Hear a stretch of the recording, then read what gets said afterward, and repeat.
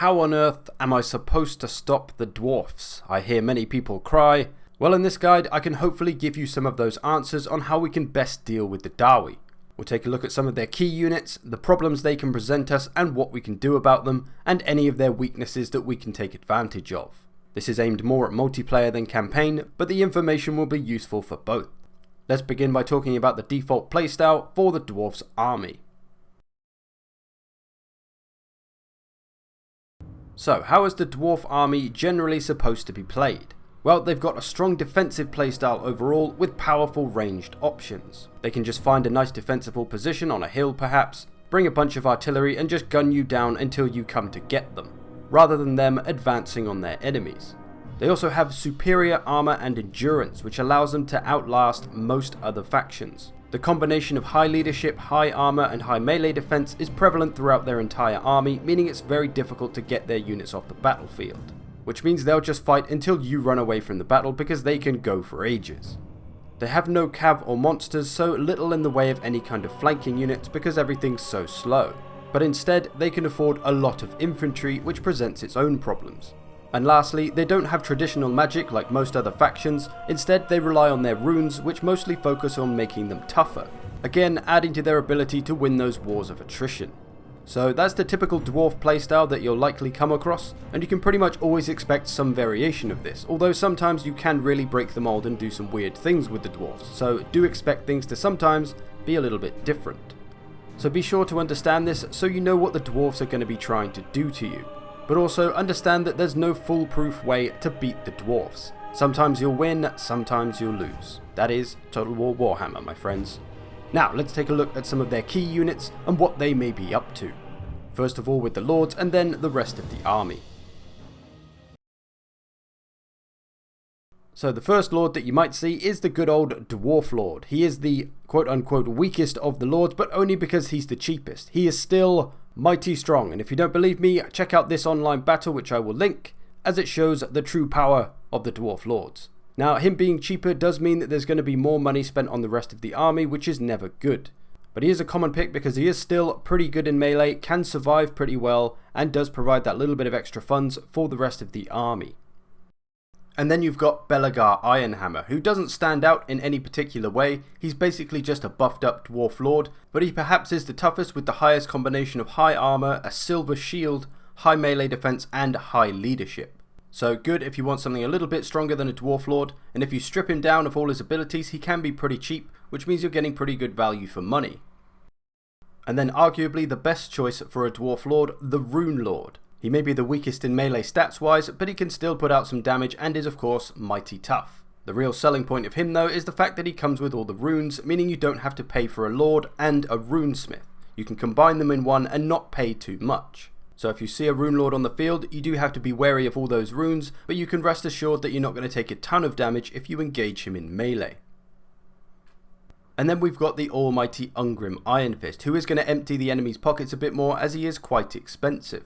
He is unbreakable, which will add to his toughness and his potential damage output, although he is lacking melee defense for a dwarf lord, so a good armor piercing lord of your own could put some damage into him. The time to fear Ungrim though is if you have a large lord, because he will be able to mess them up with his anti-large bonus, or any of your large units for that matter. Definitely one to avoid if you have put your lord or heroes on a mount, or if you brought a large lord like Kolek or Durthu. Take him out in other ways. And lastly, the maniac that is Grombrindal the White Dwarf. He is also pretty expensive, so if you see him on the field, you'll know that less money has been spent on the army.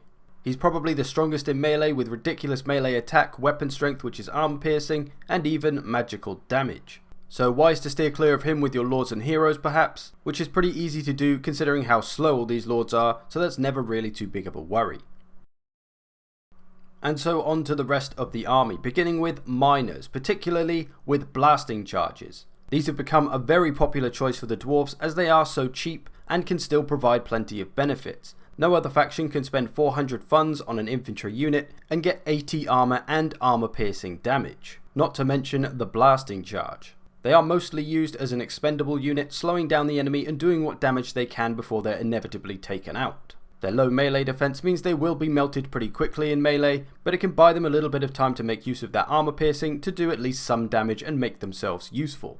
The The biggest threat though is all in the blasting charge to your unarmoured units, as it will do a lot of damage. So take note of where your expensive unarmoured units might be.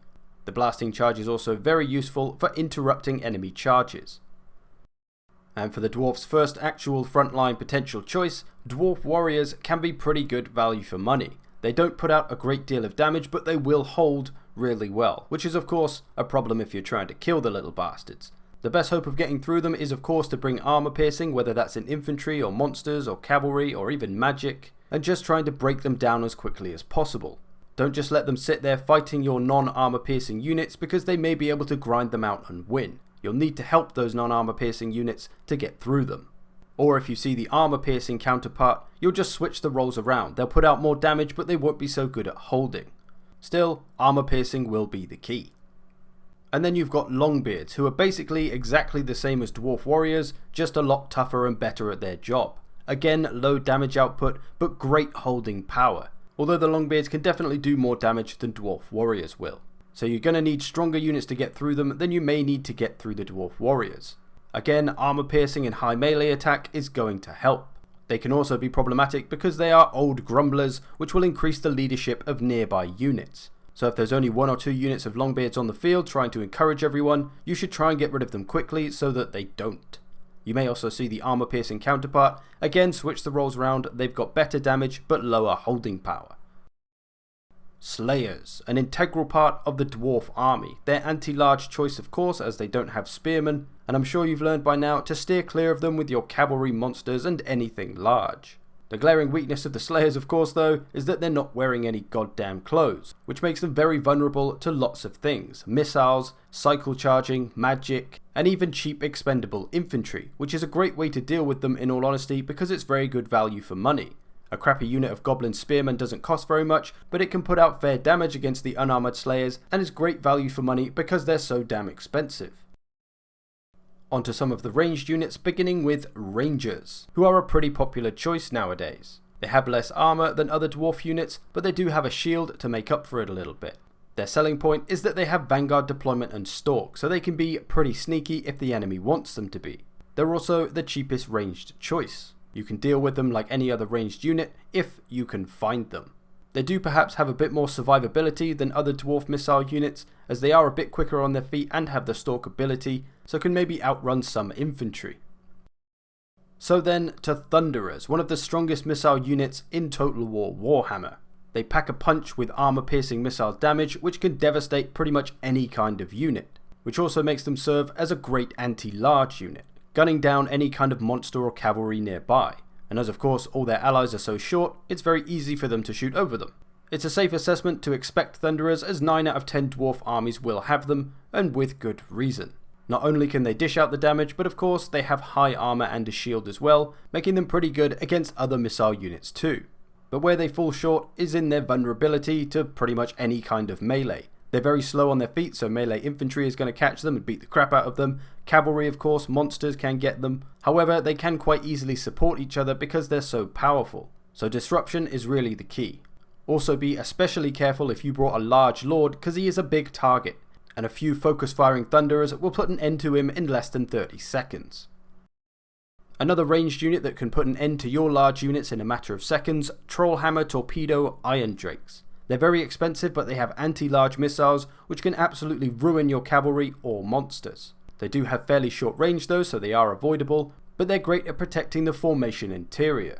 Again, just a unit that needs to be disrupted by some kind of cheap unit preferably, and then just battered with any kind of melee unit or monster or cavalry.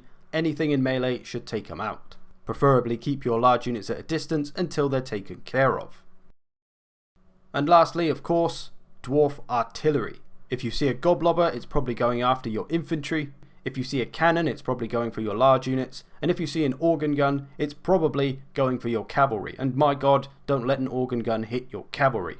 Those 3 are probably the most used artilleries for the dwarfs. With the goblobber and cannon being pretty cheap and having some nice debuffs, they can be very dangerous and will give the dwarfs that ranged defensive advantage. You can deal with them like any artillery if you can get melee on them or disrupt them. Those are the 2 keys. And try to minimize damage to your important units by keeping them out of harm's way. So with all that information in tow, let's take a look at some of the problems that the dwarf army may give us. Well, of course, their defensive playstyle can be a problem depending on your army setup and your army plans. It's very common to see the dwarves take up a nice defensive position and then just bombard you with their superior ranged units. Setting up on some kind of hill is obviously the first choice because it will slow down cavalry and flanking units, which is only going to help them out. Where you may start to find problems is if you try to trade artillery fire with the dwarves, which really isn't a good plan. You either need to try and out-artillery them by bringing more artillery than them, which will force them to come down from their nice defensive position and engage you. They need to be coming off worse to have a reason to come and get you. The trouble with more even trading is that the dwarves are going to take a pounding far better than any other faction will. So they can still survive and fight well even though they've been beaten to crap by artillery. They've got high leadership, high armor, high melee defense. You probably don't have all those and will come off worse in an even artillery skirmish. The other option is not to bother with puny artillery, spend the money on units and rush them down. Don't give them a chance to use their artillery, take away their ranged advantage. Personally, I'd say they're the only two choices. You either bring the artillery to outgun them or you rush them. There's no middle ground skirmish because you will be on the losing end of it. Dwarfs absolutely love it when you sit there taking their ranged fire because even if they're taking it in return, they know you're gonna feel it more. Which brings me nicely to my next point, that dwarf ranged units are really their strength and power. They have many different options through their missile infantry and artillery, which they're usually very reliant on to win the battle. If you can take out their ranged units, you'll have a much better chance of winning. Of course, like any faction with ranged superiority, they will try to wear down your elite units before they even reach you. And if they're successful, all you'll have to fight them with is your lesser units, which is obviously bad news. So you've got to do your best to protect your important units from this ranged fire as much as you can. It's not always easy, especially in open field battles, but if there's trees or rocks or hills or any stalk spells you can use to help keep those important units hidden, it's gonna help out. So disrupting those missiles and stopping them from firing is very important. In the usual ways, you can disrupt them with your cavalry, with your flying units, with your magic, with summoned units. But do be careful of those goddamn slayers. They do sometimes feel like they are everywhere. And they'll be doing their best to chase you off, which means the missile unit you just attacked will probably turn and shoot you and do some damage. So you have to weigh up where it's worth it, look for those holes where the slayers aren't, and take advantage of them. If you can't control the enemy ranged units, you'll find them just covering wherever they want, slowly whittling down your health. You'll also find that any good dwarf player worth their salts will spread their missiles and artillery out so they can all protect each other. Like here, we've got 3 units of Thunderers and some Iron Drakes in there, and they can just all cover each other if someone should come in and attack them. So say a dragon swooped down on one unit, 2 Thunderer units could then turn to shoot that dragon, and given their damage output, they will put a lot of hurt on it quickly, forcing it to retreat or die. And the last potentially problematic part of the dwarf ranged power is gyrocopters. Now, they're not terribly powerful, but over time they will do a lot of damage left unchecked. They're the closest thing to any kind of cavalry unit or mobile unit that the dwarfs have. But they really cannot take damage at all. Any kind of air flying unit will probably be able to take them out, and missiles will also whittle them down quick enough, especially if they're armor piercing. So keep an eye out for them, but be aware if they're just trying to draw you out of position by being harassing. So, like I said, the ranged units are one of the most important components of any dwarf army. If you can limit their damage output and get rid of them, you've pretty much got the win in the bag. And just for a quick trick, a good way to waste minor blasting charges is to run around a single character in front of them, like a hero or lord. Most of them will miss and their ammo will be wasted, as most people keep their blasting charge units on fire at will, so we can take advantage of this and make them waste some of that precious blasting charge ammo. But be careful parading yourself around in front of things in case you get focused down by missiles or artillery.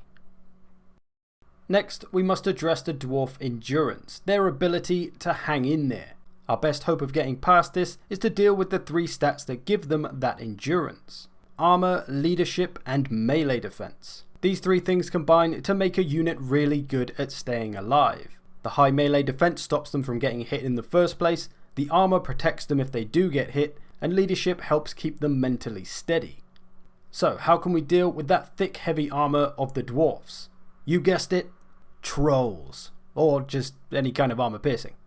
Armour means literally nothing if you bring armour-piercing units. Whether it's infantry, monsters, cavalry, missiles, artillery, just make sure a good chunk of your army is armour-piercing. Because whether an enemy has 40 armour or 120 armour, it doesn't matter, they will still feel armour-piercing damage all the same. What about that high melee defense? What can we do about that? Quite simply, high melee attack will trump high melee defense. Whether it's a unit that already has high melee attack or a buff or spell that adds the melee attack, just add it to important powerful units and make them even more ridiculous, helping them melt through dwarfs like there's no tomorrow, especially if they have armour piercing. And leadership best dealt with by inducing the usual penalties, from flanking, from debuffs, applying good old fear and terror. Just find ways to get that leadership down, even if temporarily, to break the unit, and then you can chase them off with cavalry and other faster units. Only the most elite troops will be able to deal with all three of those stats by themselves, but just do your best not to let any of your units just sit there and get ground out by the dwarf endurance. Next to a common problem at the moment, dwarf numbers, or dwarf spamming as some might say, which is when you face nearly a full stack of mostly the cheaper dwarf units, and as they have a lot of armour they can still be pretty strong, at least when they're united, strength in numbers and all that. The times when this is mostly a problem is when you have a smaller army yourself, as any one unit trying to deal with 3 or 4 units of dwarf warriors or miners is going to get worn down, especially if they're being battered by missiles as well.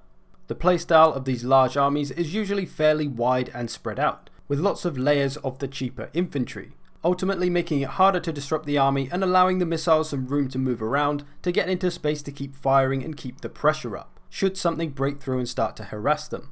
All the missiles can cover the front line, the flanks, anything that comes in to disrupt, they can all start to cover each other, like I mentioned earlier. So no matter what angle we try to come in from, the dwarves have probably got a way to cover it with a combination of missiles and slayers. The trouble for us here is having enough units to disrupt all those missiles to prevent them from taking us out quickly. One of the best hopes though is simply spreading your army wide and flanking around with whatever you have, cavalry, infantry, monsters, whoever, just get into those missiles and stop them from firing. We'll go into this more in the weaknesses section though. Now another problem that the dwarfs can give us is with their anti-large capabilities. While they only have slayers as their only melee infantry that's anti-large, pretty much all of their missiles and artillery can also function as anti-large. Most notably, thunderers can put out a lot of damage very quickly on a single large target if 2 or 3 units focus fire it, so it can be very risky to have certain large units on the field. Mainly single large units, but cavalry, monstrous infantry and lords on any kind of mount are usually at risk as well. Not to mention cannons and organ guns. And if that's not enough to try and avoid, you've got to watch out for those slayers trying to chase after you as well. So while large units can be a problem for the dwarfs, they can potentially also be easily dealt with. So depending on the army setup and your army setup, it may be a good idea to leave your large units back until you've taken care, or at least are disrupting, all the dwarven anti-large units. So definitely take into consideration how much large you're bringing against the dwarfs and how much use is it going to be, or how vulnerable is it. For example, don't take slow large units like Durthu. He's going to get chopped down into firewood by slayers or blasted by missiles. He can't get in quickly, he can't get out quickly. Instead, you may want to take a forest dragon who is far more mobile and can escape slayers and missiles. And the final big problem dwarfs may give you is one that can be considered cheesy depending on who you ask. The old dwarf box, of course. Like it or not, it can definitely be a problem when facing the dwarfs. Whether it's a premeditated move and the opponent starts the game in a box formation, or whether they move into it as you start to surround them, it is not an unbreakable fortress. Like I say, it's going to depend on the units you have available to try and break into it, but usually the front is the strongest bit and then the sides are a bit weaker. There's a few ways to deal with these boxy problems. The first one is to outrange your enemy. If you're expecting a box for whatever reason, you may want to bring a lot of artillery to force them to come out of the box. The other option is to pick a side and break it, maybe 2. Don't try attacking all 4 sides of the box at once, there's really no point. Pick maybe the front or the side and just absolutely hammer it with as much damage as you can, as quick as you can, allowing you to get inside the box and behind all those units that are trying to defend the other sides. So the more armor piercing and melee attack and magic that we can make use of will help us crack that box open so we can jump on inside and start causing some problems. Again, just pick a side and do this. Maybe 2 sides if you've got enough troops, or try and pick the weaker side. If the front line is Iron Breakers and the left side is Dwarf Warriors, then go after the Dwarf Warriors, because obviously we're more likely to break them open than we will be the Iron Breakers.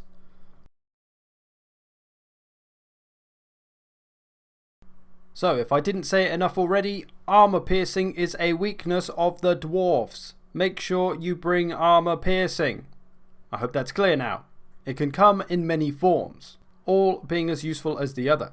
Whether it's armor piercing infantry, armor piercing missiles, which includes artillery, or armor piercing cavalry or monsters, any kind of armor piercing unit is going to be useful against the dwarfs. But of course, money is always a problem, and armor piercing can be expensive, especially for certain factions. But where possible, when you have the choice of either a few very strong armor piercing units or a lot of cheaper armor piercing units, usually the cheaper boys are the better option. If you bring 3 or 4 strong armor piercing units as your front line and expect them to do all the killing for you, well, there's a good chance they'll just be blasted down by range units before they even reach the dwarfs. Granted, if they do reach them, they will get a lot of kills, but bringing lots of cheap armor piercing gives the dwarfs too many targets to shoot at, they can't shoot them all, and inevitably you should be able to flank them, get round and attack those range units and stop them from ruining everything. Of course, that was a very black and white example. You can mix them up and bring some elite troops and some cheap troops. It's just finding the right balance of armor piercing and numbers. Now for a specialist in killing dwarves, the good old chariot. They can be a mighty old weakness for the dwarves as they have a hard time stopping them. A lot of chariots are armor piercing as well, which is of course even better. So quite simply, bringing 1, 2, maybe even 3 chariots along can definitely give the dwarves a hard time and give you a good way to disrupt all those missiles in their backline. As long as you can keep them moving like any good chariot most of the time, the only real way the dwarfs will be able to deal with you is through missiles and artillery, which is a very real possibility. But keep them microed, keep them moving, keep them alive, and they will squish dwarfs like it's going out of style. Cavalry can be a potential weakness in the same fashion, charging them around, harassing the backline, maybe cycle charging some infantry. Definitely some powerful uses for preferably armor piercing cavalry, as non-armor piercing cavalry will probably get whittled down too much before it really does any significant damage. And this is really just exploiting one of the dwarfs' biggest weaknesses, which is their lack of mobility. They don't have any cavalry units, of course. Their closest thing to any kind of mobile unit is the gyrocopters, and Lord knows they're not doing anything in melee. So it's definitely something you can take advantage of if you've got strong armor piercing cavalry with your chosen faction. Or same deal with chariots, just taking advantage of that lack of mobility. Cavalry are perhaps a little bit more vulnerable to getting tied up by slayers or blasted by missiles than chariots are, but both can still be very disruptive and put a lot of hurt on those stinking Dawi.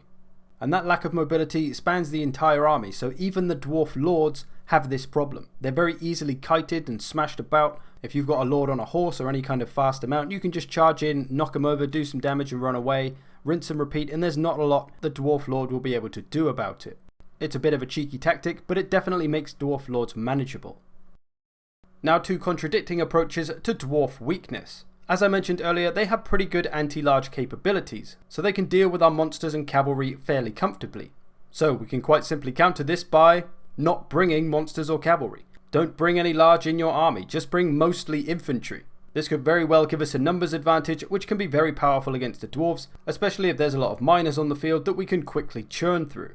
This will take away the capability of a lot of the missiles because they'll be obstructed by their own troops because there's nothing high to shoot at, like towering monsters. And slayers will be turned into anti-infantry units, which they can do pretty well. They can definitely dish out the damage, but of course, they are pretty fragile. Also, the numbers advantage means we can get behind them, flank them, and mess up those missiles, allowing for probably a comfortable victory. And for the contradiction, single large monsters that rampage around can also be a huge problem for the dwarfs, provided their missiles or slayers are taken care of. The dwarfs have pretty much no hope of holding Sartheriel the Everwatcher in place. He just bounces around too much, the same as a Stegodon or Kolek or a Kemrian War Sphinx. The dwarfs just won't be able to hold on to them in melee and really get any damage done effectively. Because the best way to stop these units from charging around so much is with monstrous infantry, or any kind of high mass unit, which the dwarfs don't have anything of really. So if you decide to bring 1 or 2 of them along, you have to take care of the missiles and slayers first somehow, and then they'll be free to charge in and do some damage. If you send them in too early, they'll get blasted down by thunderers or chopped up by slayers, and that's a lot of money down the drain. And this is the same reason they can't handle chariots either. So you could bring no large at all and put all of your money into bringing lots of infantry, or you could bring a couple of single large monsters that can charge around, provided the anti-large has been taken care of. So 2 potential weaknesses to exploit there, but very different approaches. Another thing to bear in mind that is not a dwarf weakness is magic. They take 25% less magical damage than everyone else because they all have a goddamn buff that keeps them safe, or a little bit safe. So bringing your magic damage spells like Blade Wind or the Penumbral Pendulum or the Burning Head are all going to be 25% less effective than they would be on everyone else. So maybe not the best choice or way to use your magic. So should we just not bother with magic altogether? No, we definitely should, but we should do buffs and debuffs primarily. Reduce the enemy's melee defense, increase our unit's melee attack. These things are going to be useful for dealing with those high stats of the dwarfs. That high melee defense, you can bring it down with a debuff. Or you could bring your unit's melee attack up so it beats the melee defense.